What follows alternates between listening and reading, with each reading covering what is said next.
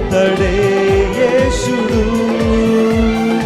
అతడే యేసుడు, అతడే యేసుడు. చీకటి దారులలో చితికిన బ్రతుకులకు, చీకటి దారులలో చితికిన బ్రతుకులకు వెలుగు కలుగజేసే జీవన జ్యోతి యేసే, వెలుగు కలుగజేసే జీవన జ్యోతి యేసే.